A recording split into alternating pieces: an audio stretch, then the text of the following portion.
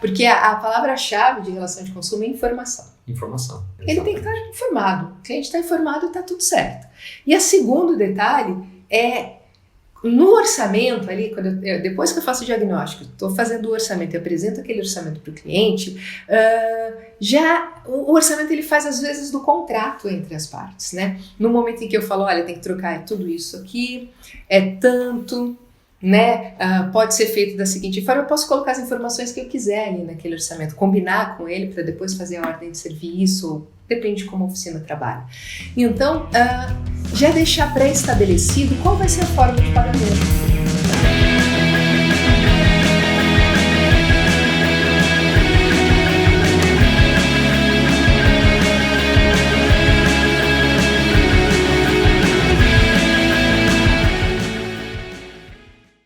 Olá, amiga reparadora, olá, amigo reparador, tudo bem? Eu sou Alessandra Milano Moraes, advogada, especialista no setor automotivo.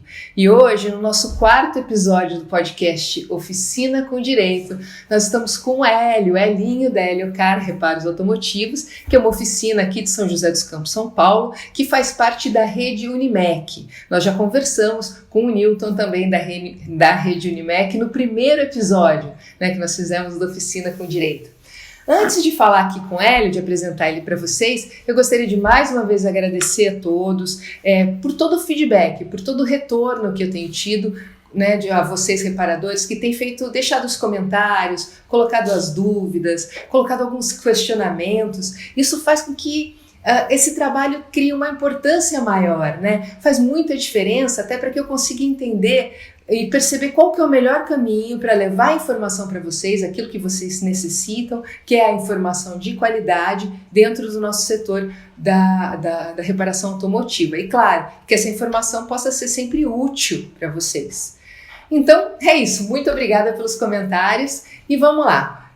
Obrigada por estar aqui hoje, obrigada por ter aceito o nosso convite, por estar aqui no Oficina com Direito com a gente.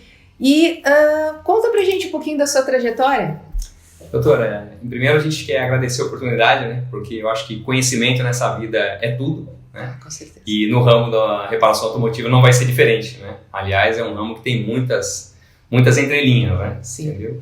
Mas a minha trajetória começou em uma concessionária, né? Onde eu trabalhei 16 anos. Cheguei a gerente de oficina, que era uma concessionária Volkswagen de São José dos Campos, a antiga Bandeirantes, situada ali no Zé Mão.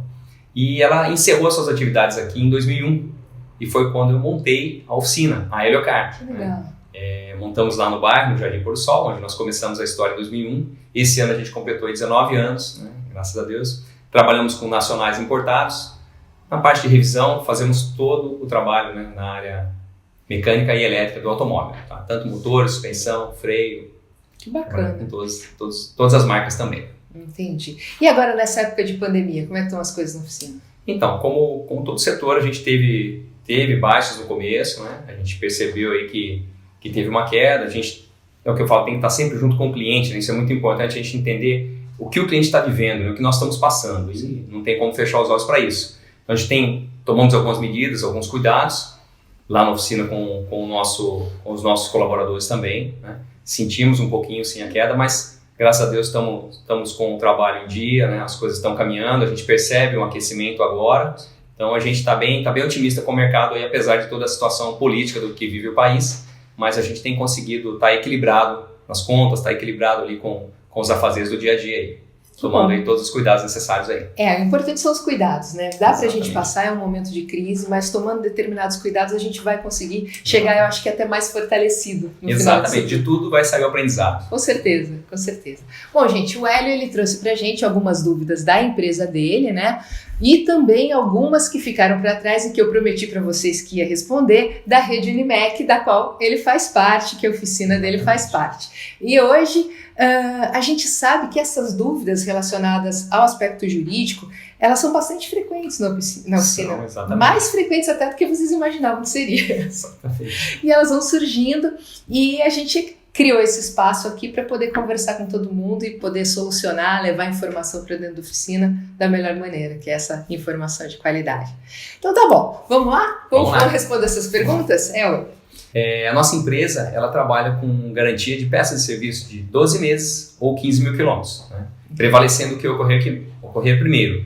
A minha dúvida, né, é com relação quando o cliente me traz a peça, como que funciona, e com relação a essa garantia que eu passo para o cliente, né, como que isso tem que estar registrado, qual que é a melhor forma da gente poder fazer valer o direito do cliente e também nós nos protegermos, né? Entendi. Bom, eu achei muito legal, né, essa questão, porque dá pra gente falar de muitas coisas com relação a isso que a gente tem que tomar cuidado.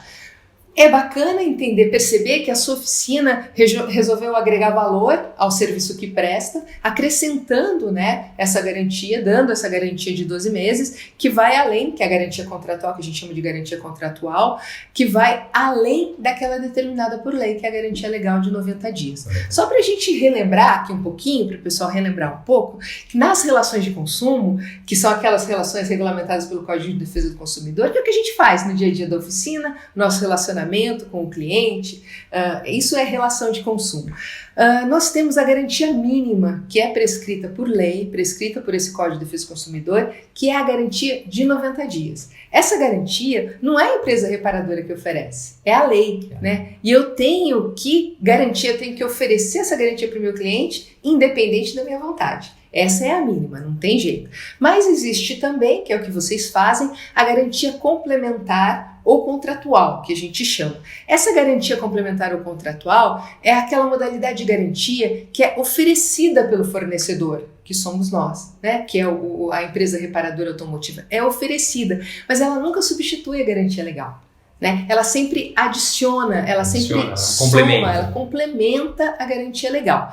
Então, na sua pergunta, a gente tem que prestar atenção em duas situações, em dois aspectos. A primeira é com relação, aliás, são três, né? Porque tem mais uma pergunta que você ali agregou a ela com relação às peças usadas. Mas a primeira coisa que a gente tem que lembrar é o seguinte, com relação à maneira que essa garantia ela é oferecida para o cliente. Por que eu falo isso? Por ser contratual, a garantia ela tem que ser sempre por escrito, né? Ela não está implícita, não dá só para falar, olha, você tem ali garantia de 12 meses ou 15 mil quilômetros, né? Então ela tem que ser oferecida por escrito, ela tem que estar descrita ou na nota fiscal, ou na ordem de serviço, ou até num documento à parte, desde que atrele aquele cliente, aquele serviço que foi realizado, né? Mas é sempre por escrito. Mas se a sua oficina pretende oferecer a garantia de apenas 12 meses, de serviço e de peças, tem um detalhezinho que tem um cuidado que tem que ser tomado, que é o mesmo cuidado que é tomado pelas montadoras de autopeças, pelas as montadoras de automóveis, pelas fabricantes de autopeças, que é o seguinte, no momento de oferecer a garantia, eu vou colocar garantia de 12 meses, inclusa a garantia legal. Ou garantia de 12 meses, já inclusa a garantia de que trata o Código de Defesa do Consumidor, que são os 90 dias.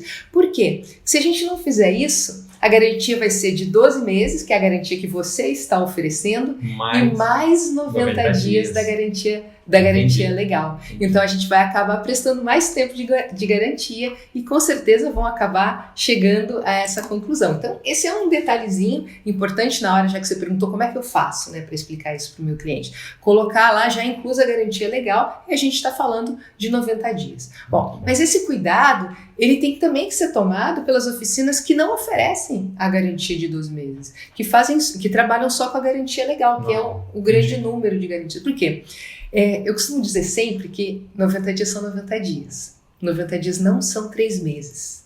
E para 3 meses dar 90 dias, precisa o ano ser bissexto, precisa juntar um mês com o outro, eu não sei exatamente quanto que 3 meses dá 90 dias. Por que eu falo isso? Porque a lei, ela fala em 90 dias de garantia legal. E se eu vou lá, vamos supor a minha oficina oferece apenas a garantia legal, e eu resolvo escrever alguma coisa para o meu cliente, o ideal é que eu não escreva nada, né? Porque a garantia legal está implícita no serviço, não preciso dizer. Mesmo que eu não dizer nada, eu já estou naquela obrigatoriedade, porque é lei. É, né? Obrigatório, é a lei que fornece, não sou eu. Então não escrevi nada, mas se eu quero escrever, o meu cliente vai se sentir melhor se eu escrever, eu tenho que escrever lá, garantia legal de 90 dias. 90 dias. Vamos supor que o reparador, ele se equivoque um pouco e escreva lá garantia de 3 meses. 3 meses. O que o cliente vai interpretar?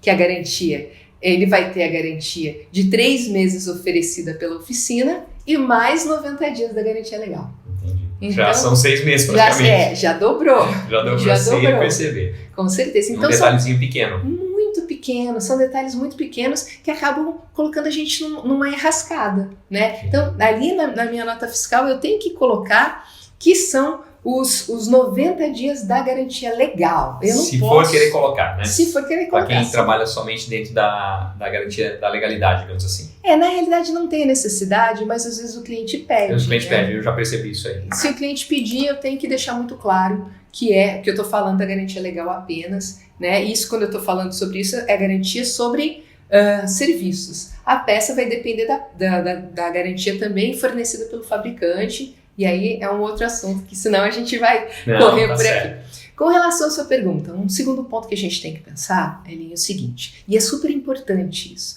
é que a gente tem que observar que nessa garantia oferecida pela sua oficina, né, de 12 meses ou 15 mil quilômetros, eu posso oferecer dessa forma a garantia? Posso, não tem problema nenhum, mas tem um detalhe importantíssimo que a gente não pode esquecer, que é a garantia mínima fornecida pelo Código de Defesa do Consumidor de 90 dias. Se ele ultrapassar os 15 mil quilômetros dentro dos 90 dias, eu preciso cobrir a garantia. Exatamente.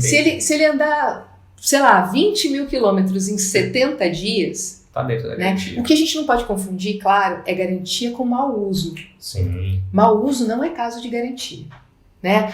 Se o cliente ele bateu o carro, se ele jogou o carro num buraco, ou usa o carro no extremo, né, para uma competição, alguma coisa que está extremo, fora do normal, né, fora do dia a dia. Mas é que o uso extremo não é usar muito, é diferente, a gente sabe muito bem, né? Porque eu posso pegar um carro e rodar 20 mil quilômetros em 70 dias. Não é difícil, tão absurdo fazer isso, e não é uso extremo. Exatamente. Quando a gente compra uma geladeira, eu brinco muito isso, quando a gente compra uma geladeira, a gente coloca ela na tomada e ela funciona lá para sempre. A gente não tira ela à noite para ela descansar, né? Então, com o carro também não há essa necessidade. Então, se ele rodou 20 mil quilômetros em 70 dias, ele ainda vai ter esses 20 dias de garantia. Chegou em 91 dias, a garantia acabou. Mas até lá, essa garantia tem que ser fornecida, né? A gente não pode esquecer isso, não. Com relação ao que você falou sobre o cliente levar a peça.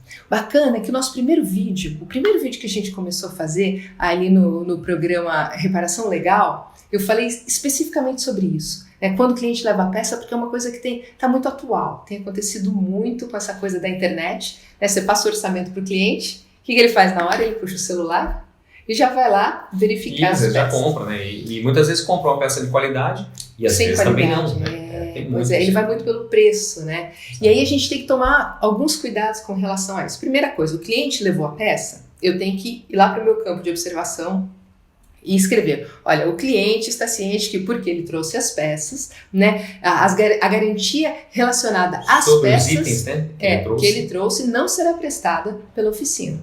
Né? E é legal até para convencer o cliente a comprar a peça comigo, falar para ele, se essa peça der defeito e eu tiver que repor, né, reaplicar a peça, eu vou cobrar minha mão de obra de novo. Exatamente. Eu vou cobrar minha mão de obra de novo. Agora tem um outro detalhe importante que foi o que você falou com relação à qualidade da peça.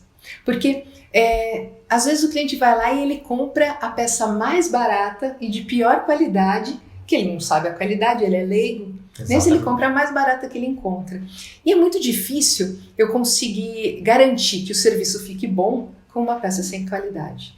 Né? Então eu vou ter que recorrer ao meu campo de observação novamente, né? E o cliente vai ter que assinar. Tudo isso tem que colher a assinatura do cliente. Que o cliente trouxe a peça, que a peça que ele trouxe é uma peça que a gente pode considerar de segunda linha e que ele se responsabiliza, então, pelo serviço que vai ser feito com essa peça. Porque é muito difícil a gente dar garantia de uma coisa dessa. E tem peças, né? Tem peças que ela implicam muita segurança. Né? Aí é o lado que a gente tem que tomar muito cuidado. Porque quando é uma peça que ela pode causar um ruído, ela pode causar um desconforto, às vezes um falhamento, tudo bem, uma coisa. Agora, se de repente é uma peça que ela pode haver uma ruptura, que ela pode vir a cisalhar e é um item de segurança, e hoje a gente o pessoal às vezes comenta mercado China, mas não é só isso, tem muita coisa feita em fundo de quintal. Sim. Tem muitas peças aí que os caras estão fabricando em qualquer canto, né? Tanto que a gente, há muito tempo atrás, a gente teve algumas recomendações de alguns itens na oficina ao sucatear que sejam danificados. E eu tenho essa prática até hoje na oficina. Eu sempre comento com o pessoal, porque aquela peça corre o risco de voltar para você mesmo, sem você saber, porque o pessoal falsifica a embalagem, você pensa que está pegando uma peça original. Então, muitas vezes o que eu digo, não é só o cliente que está nesse risco, até nós, reparadores, temos que tomar muito cuidado aonde está sendo comprada essas peças, quem é o seu fornecedor, a procedência. Exatamente, isso é uma coisa que eu queria falar justamente, que é sempre que o cliente levar a peça, pedir para o cliente, tudo bem, pode trazer a peça, desde que ela venha com a nota fiscal. Com a nota fiscal, para você saber, rastreabilidade, porque senão porque se der uma zebra, receptação. O meu endereço é fixo, eu não vou mudar. Agora o cara que vendeu a peça para ele pode desaparecer, né? Pois é. Principalmente se começar a ter problemas. E o crime de receptação, que é o 180 do Código Penal, é muito abrangente. Se a polícia chega lá e a peça está na minha oficina, né? Tá lá na sua oficina. Carga, alguma coisa, pronto. E aí, até explicar o negócio é bem complicado, bem né? complicado. Temos que nos cuidar, né? Tem que tomar muito cuidado com relação a isso. Bacana. Então, é isso, toma cuidado, sempre fazer ali a anotação, que o cliente está levando a peça. Porque se eu não fizer esse tipo de anotação,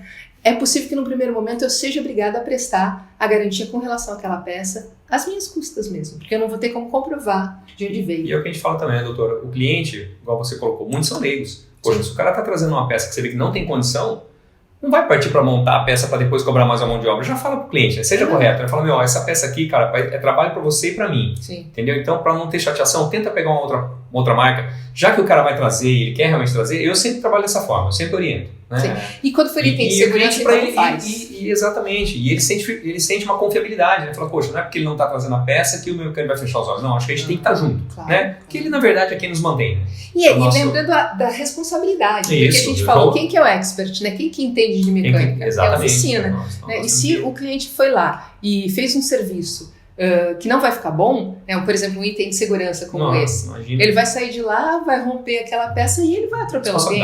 Responsabilidade de quem? A gente não pode se eximar de forma nenhuma. Muito legal, bacana. Obrigada por essa questão que a gente conseguiu abordar vários assuntos. E as pessoas elas costumam perguntar isso para mim de maneira parcelada e a gente conseguiu reunir já isso. Deixar alguns itens. Mas é porque a gente vai falando, vai comentando e como já falamos, já são 36 anos de história, então a gente já, como eu vim de concessionária, por que a Heliocar a gente resolveu colocar essa 12 meses ou 15 mil quilômetros, né?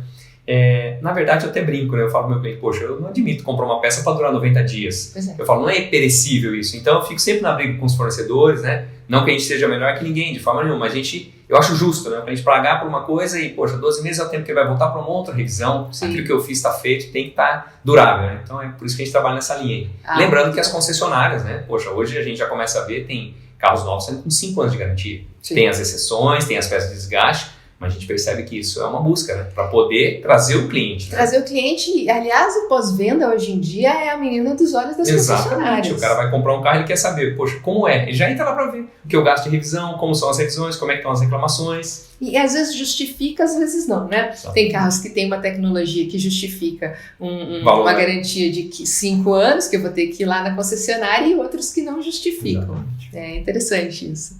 Muito bom. Vamos lá, vamos para a segunda questão? Segunda questão. Existem alguns itens de revisão que constam do manual do veículo. A troca, vamos supor, por exemplo, correias. Né? Tem casos que eles trazem lá uma correia para troca a cada 80 mil quilômetros no manual de reparação, né, do veículo, manual do proprietário. E aí, ou coloca-se lá 80 mil quilômetros ou 4 anos. Qual que é a dúvida, né? Vamos supor, eu vou trocar uma correia dessa na minha oficina. Lógico, jamais eu tenho condição de dar uma garantia dessa. Como que ocorre se uma peça dessa se rompe depois ou o que está nesse manual a gente não considera? Para efeito de garantia, de garantia, essa substituição, como é que fica, né, a garantia? É porque o manual está dizendo que é aquilo ali, né? Lógico, se você for na concessionária e trocar, a garantia vai ser a atual, não vai ser a que está no manual da peça que veio da montadora. Então, a gente ficou meio nessa dúvida, por isso que eu... a garantia da peça que está lá no manual, quando a gente está falando de correia dentada... Tá zero, né, vamos supor, é a mesma coisa, é igual, é a mesma coisa, ela fica inalterada, a garantia que você oferece na sua oficina para qualquer outro tipo de serviço e aplicação de peça. A sua empresa, especificamente, oferece ali 12 meses de garantia. Tá? Não necessariamente você precisa oferecer esses 12 meses de garantia para tudo. Em determinados casos, você pode até reduzir até o montante de 90 dias. O montante de 90 dias, que é o limite. Desde que, né, essa coisa da garantia de 12 meses ou 15 mil quilômetros não esteja, sei lá, fixado na parede, num banner fora para atrair cliente. Entendi. Ele sabe que eu vou nessa oficina porque tem 12 meses de garantia. Se não estiver especificado dessa forma na oficina, eu posso reduzir até o prazo de 90 dias. Por quê? Porque a garantia complementar ou contratual, ela não possui prazo fixo e eu não sou obrigado a oferecer para o meu cliente. Eu vou oferecer para agregar valor ao meu produto mesmo, né? Então, aí fica a meu critério o prazo de garantia que eu vou oferecer. Aí a gente vai fazendo aquela avaliação caso a caso. Né? Vale a pena oferecer uma garantia de 12 meses para esse serviço? Não vale a pena? Só que aí a gente está falando de um item complicado na correia dentada. Eu tenho falado bastante de correia dentada, né, que é um item caro. Caro, e quando se rompe o valor, aí fica exatamente, essa é a preocupação. O prejuízo é gigantesco. Né? E alguns clientes acabam insistindo em fazer a reparação da seguinte forma. Sabe aquele negócio? Eu estou vendendo esse carro. Você troca a correia dentada e não troca o tensionador. O rolamento. E aí? Como é que faz? Né? Primeiro, esse tipo de serviço não recomendo que se faça na oficina, porque é item de segurança, o prejuízo vai ser gigantesco. E depois, né, quando você vê uma conta, vamos supor, que era de R$ 1.500 para uma troca de kit correia completa, e essa conta passa para 8 ou 10 mil reais, a conversa vai mudar. Muito. E mesmo que se você se submeteu a fazer isso, você vai chamar uma responsabilidade que não deveria chamar. E ainda que o cliente tenha assinado ali que a responsabilidade é dele, no momento em que doer muito no bolso dele, aí vai pegar e não vai ser mais aquela conversa. Tem coisas que mesmo estando escrito é melhor evitar. Não faz. Se for, não faça esse tipo de serviço pela metade. Mas se eu tiver que fazer, né, que se for aquele cara muito amigo meu e eu tô querendo resolver aquele problema, vamos minimizar a responsabilidade. Como é que a gente minimiza a responsabilidade? A gente corre lá para o campo de observação, pode ser no orçamento, onde for, e vai fazer a seguinte anotação. Ali no campo de observação. O cliente está ciente que para total reparação do veículo haveria necessidade da troca da correia dentada e do tensionador ou rolamento, que você vai colocar lá. Como não autorizou a troca do último item, declara estar ciente do risco, né? Do risco da reparação. Né? Podendo vir a ter prejuízos maiores, tem que fazer do risco de vício na reparação, etc., com relação àquele serviço. Né? E, portanto, este serviço não possui garantia. Como é que eu vou dar garantia de um serviço desse? Impossível. Um rolamento que é blindado, você não sabe se ele vai rodar mais 5 mil, se ele vai rodar mais 10 mil quilômetros. Impossível, exatamente. Por isso que quando se troca a correia, o rolamento e tensor já está junto, é uma troca que não tem que vir. Porque você calcula que ele vai rodar mais pelo menos 50 mil quilômetros. Que é o próximo que o cara vai trocar com ele novo. A gente está dando lá a garantia de 12 meses ou 15 mil, quebra em 5. Não. Aí não tem como. Bem complicado. Aí é uma exceção à regra. Entendido. É uma exceção à regra. Porque a regra geral é todo serviço, né? Tudo aquilo que eu vendo de serviços e de produtos tem a garantia mínima de 90 dias. Mas numa situação excepcional como essa, eu vou me resguardar. Mas é uma exceção que eu estou me resguardando, minimizando os meus riscos com relação à responsabilidade civil, que é dinheiro, que é indenizar um cliente. Mas responsabilidade criminal, por exemplo, estourou aquilo no meio da estrada e sofreu um acidente. Então, pronto. Aí você não vai estar isento. Por isso que eu não recomendo. Não faz. Muito bom. Né? É bom lembrar esses 2 pontos, né? Porque o bolso é mais fácil de se reparar, né? Por mais que vai doer no bolso, você corre, arruma, vai lá e paga. Agora, e a outra? E vida. E a outra? E vida. Vida Exatamente. não repara, não tem jeito. Não tem jeito. Você vai carregar aquilo o resto da sua vida. Né? E são detalhes importantes que a gente não pode esquecer. São pequenos detalhes que não são tão pequenos assim. Que se tornam grandes preocupações. O resultado daquilo é bem complicado. Complicado. Vamos lá para o terceiro? Vamos lá. Por lei não posso aceitar cheque predatado? Posso não aceitar cheque predatado. Essa pergunta não veio da sua oficina. Exato. Veio lá da Rede Unimed. Da Rede Unimed. E eu coloquei aqui, tá vendo? Estou respondendo para vocês aquelas que ficaram para trás. Ele queria saber, eu não lembro agora de quem que veio essa pergunta. O Newton mandou para mim. Por lei, eu posso não aceitar o cheque predatado? Quem chega para te dar o cheque, você pode se negar a pegar aquele cheque predatado. Me negar a pegar o cheque. Bom, primeira coisa, pode sim. Aliás, eu posso não aceitar cheque de jeito nenhum, né? Eu posso não aceitar cheque predatado, não aceitar cheque de outra praça, né? Eu posso não aceitar cheque, mas a oficina ela tem que tomar alguns cuidados antes disso, né? Começar. Eu destaco 2 cuidados. O primeiro cuidado é deixar em local visível, afixado na parede da oficina mesmo, ou num quadro de avisos, de preferência na recepção, onde o cliente vai, que aquela empresa reparadora não aceita cheque. Ou não aceita cheque de outra praça, ou não aceita cheque pré-datado. Né? Depende, se eu quiser aceitar cheque, mas não de outra praça, pré-datado. Então tem que ficar em local visível, porque aí o cliente vai lá e ele já sabe que aquilo é regra da empresa. Né? Já está, porque a palavra-chave de relação de consumo é informação. Informação. Ele tem que estar informado. O cliente está informado e está tudo certo.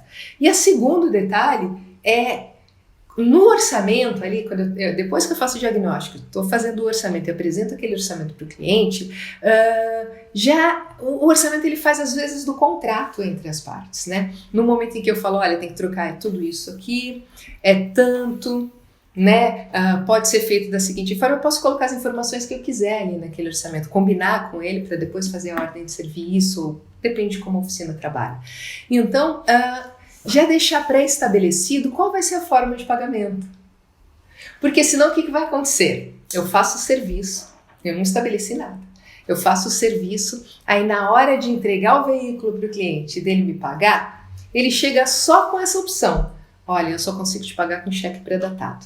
E aí? Eu já gastei mão de obra, óleo, junta, apliquei as peças no veículo e o veículo está lá. E ele chega com aquele cheque pré-datado, pior, cheque de terceiro, né? Exatamente. Cheque de terceiro, se voltar, eu vou reclamar com o bispo, né? Que eu não sei nem quem é o emissor do cheque. Então, eu tenho que já deixar especificado aquilo, porque isso acontece muito em algumas empresas reparadoras, principalmente quem está começando agora. O reparador fica muito ansioso naquela situação. Quer resolver o problema do cliente, quer trazer movimento, né? Quer não ter tanto prejuízo, porque ele já aplicou as peças. Aí ele fala, bom, eu vou pegar esse cheque que é o que eu tenho. E acaba criando um problema maior ainda. Né? Então, se a gente conseguir verificar antes com o cliente como é que ele vai pagar. Ser combinado antes. Né? Combinado. E já dá uma verificada mesmo. Já né? Consulta, né? Ver tudo certinho antes de qualquer coisa. A gente começou com isso lá na oficina há 7 anos atrás. Você vê, a oficina tem 19. E como isso foi um ponto de partida, eu digo que foi espetacular.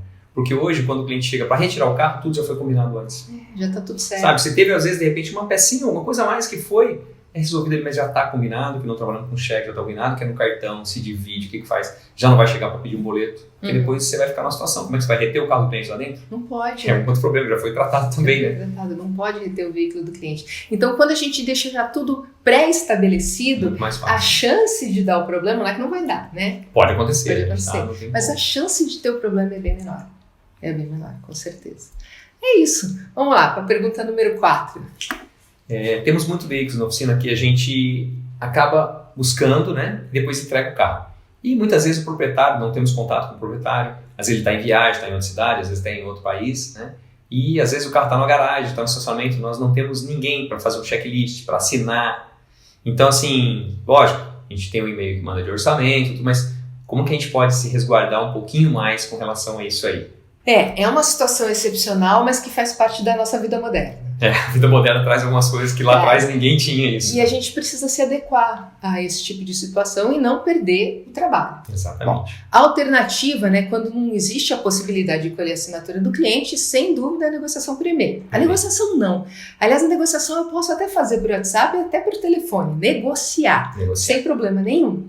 Mas depois... Quando eu resolvido já o preço, resolvido o serviço que vai ser feito, ou pelo menos o diagnóstico, né, o orçamento completo, tudo isso tem que ser mandado para o cliente por e-mail. Por e-mail. Né? Tudo que foi acordado. E o cliente ele tem que retornar aquele e-mail respondendo que está de acordo. Com de acordo. Porque e-mail é documento. E-mail é documento. Então, isso é muito bom, porque hoje a gente percebe, né, esse negócio do WhatsApp, praticamente, acho que tem alguns que hoje não abrindo e-mail, mas estão nem mexendo com e-mail. Não olham mais e-mail. Isso é muito perigoso. Só que o problema é o seguinte, o e-mail é um documento, o WhatsApp não. O WhatsApp não. A gente tem falado muito aqui, tem frisado bastante isso aqui, que o WhatsApp, ele não é prova. O WhatsApp, ele é indício.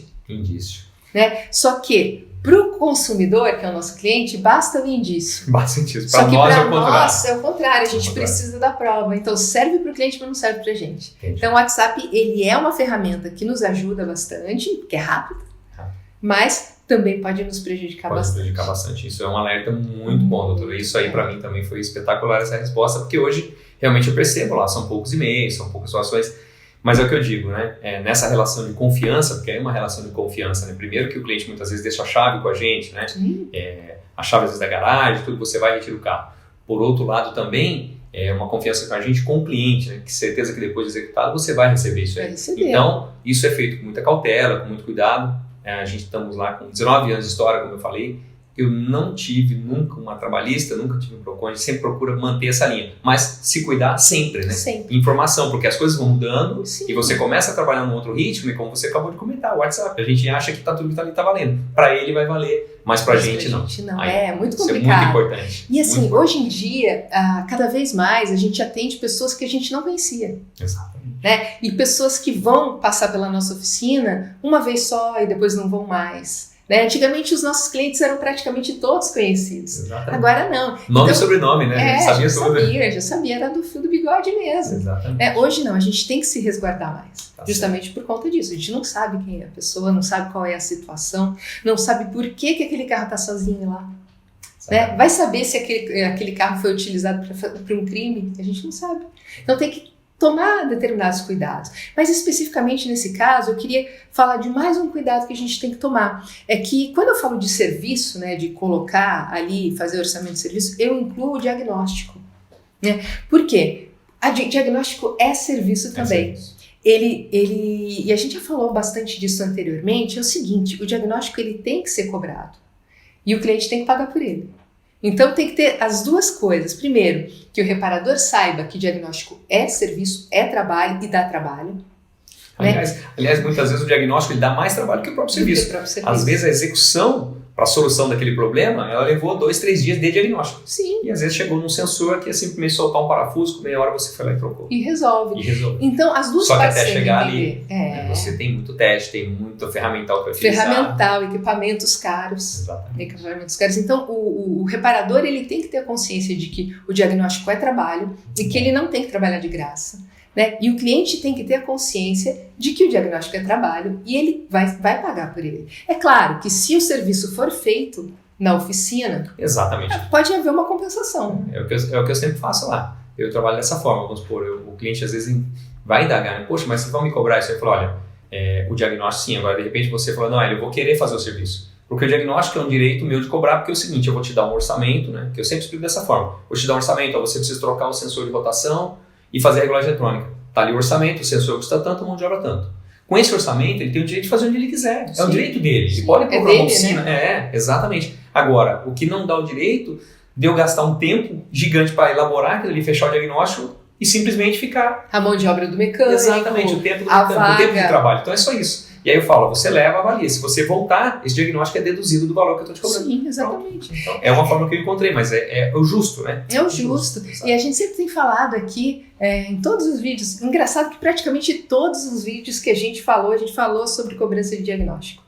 Né, ou de orçamento. Existe, diagnóstico é diferente de orçamento, mas ainda algumas empresas reparadoras não usam o termo diagnóstico. Eles falam orçamento para todo esse processo, né, desde o momento que recebe o carro até o momento que entrega o orçamento de fato para o cliente. Mas essa cobrança, ela é muito necessária e a gente tem que ter essa conscientização nesse país. Quando a gente vai no médico, né, quando a gente vai a um advogado, é o diagnóstico. Quando você chega lá, ele não vai te resolver o problema na hora. Ele vai simplesmente falar, o seu caminho vai ser esse, agora daqui pra frente é uma história. E aí eu vou falar, não, doutor, então se eu não tô doente, eu não vou pagar a consulta? Não é assim, não, né? Foi uma boa comparação, mas porque você abre a sua sala, você recebe alguém, você vai passar todas as coordenadas, é um trabalho. Sim. É um trabalho. Ele pode sair daqui. E depois ele pode sair daqui e para outro lugar, procurar alguém que vai cobrar menor para fazer aquilo, mas ele já saiu daqui sabendo a situação. A gente até brincou numa outra situação que a gente estava conversando aqui. O cliente ele sai com o diagnóstico que você entregou para ele, tudo direitinho, com o seu equipamento de ponta, né? Compra as peças pela internet, no preço mais barato, e leva para o cunhado dele que entende de mecânica. Tá feito. É o direito dele, porém, é o que eu falo, só não temos o direito de fazer com que alguém vá trabalhar de graça para chegar naquela conclusão. Porque às vezes chega também a oficina, poxa, eu já troquei isso, troquei aquilo. Aí eu falo assim, isso aqui eu vou fazer um diagnóstico. Ah, mas você vai cobrar o diagnóstico? Eu vou. E já vou te explicar o porquê. Você acabou de me dizer que você trocou 6 itens e não resolveu. Então você já teve um gasto desnecessário. Aqui eu vou te cobrar um diagnóstico e vou resolver o seu problema. Então, quer dizer, É assim que funciona, né? Sim, claro, é trabalho. Mas tem uma outra situação que me assusta um pouco. Quando vocês falam pra mim que vão buscar o carro e não encontram ninguém, devolvem o carro e não encontram ninguém. Que é o checklist. Porque o checklist, ele é um documento que ele só tem validade se o cliente assinar também. Né? O checklist unilateral não tem valor nenhum. Então, é uma coisa que eu tenho colocado. Imediatamente depois de buscar o carro, eu vou fazer o checklist. Eu vou mandar por e-mail para o meu cliente e ele tem que acordar, estar de acordo. Né? Para isso me dá uma garantia. O checklist de saída do veículo, sempre existe um risco. Não tem como eu garantir que o meu cliente vai dar o de acordo dele, porque já fiz o serviço no carro dele, porque já está pago, Mas é um risco que eu tenho, mas o ideal é fazer o checklist de saída, mandar fotos. De repente, até a hora que deixa o carro, tira a foto no próprio celular, tira uma foto do carro que está na garagem e envia por e-mail. O carro está entregue, está lá. Está aqui tudo certinho, por favor, dá o seu de acordo que está tudo certo com o checklist, porque eu brinco que checklist são 5 minutos mais bem gastos do dia. Porque senão você vai acabar, o cliente retira o veículo lá na oficina, dá uma volta no quarteirão, deixa o retrovisor lá no outro quarteirão, volta para sua oficina e fala, vocês me entregaram o carro sem o retrovisor. E aí? Como é que a gente vai comprovar que não? Né? Se não tiver por escrito, se não tiver registrado, vai ser difícil. É difícil. E hoje, como a gente segue um monte de informações, né? É WhatsApp, é cliente, é funcionário, é tudo. Quer dizer, muitas vezes acontece isso. O cliente já aconteceu e é muito legal isso aí quando você tem essa confiabilidade, né? De repente o cliente vem e reclama. Poxa, eu tinha um Ray-Ban aqui e eu tenho um lugar onde lava o carro, né? E de repente a gente vai lá, conversa com o rapaz lava rápido e no checklist não tá, né? O Ray-Ban. Aí você fica naquela dúvida, sabe que meu funcionário não viu. Mas já aconteceu com a gente depois do cliente ligar e falar, gente, vocês me desculpam, a minha esposa tirou quando foi levar o carro para a oficina, não avisou. Então isso é o melhor dos mundos que eu digo, porque, poxa, muitos não vão ter essa hombridade de poder ligar para a gente vai ficar sempre naquele mal-estar, né? Poxa, perdemos um item do cliente. É complicado. E o cliente tem que pensar tudo, né? Não tem como, você imagina. E aí você fala, não vou mais levar o carro do cliente para lavar. Não dá, né, gente? Poxa, é um complemento do trabalho, é para deixar o cliente mais feliz, o carro limpo. Então, quer dizer, é só se cuidar. E é esse detalhezinho que vai fazer a diferença de você fidelizar o cliente ou não, né? É aquela borrachinha, aquele parafusinho da porta que você vai gastar 30 segundos para arrumar e que você vai chegar para o seu cliente e falar, olha, eu descobri, estava aqui solto, a gente trocou o parafuso para o senhor, mas está tudo certo, está tudo incluso. E é nesse parafuso, ele gastou 15 mil reais na reparação, mas é o parafuso que vai fidelizar o cliente. Isso eu falo muito com os funcionários lá, com os nossos colaboradores, né? Existem muitas maneiras de surpreender o cliente e a coisa mais legal, às vezes o cara, se entregou o carro, já ele fala, poxa, esqueci de dizer, tinha uma lâmpada de freio queimada, doutor, já está trocado, poxa, mas não está na nota, não, lâmpada, às vezes aqui a gente acaba não cobrando.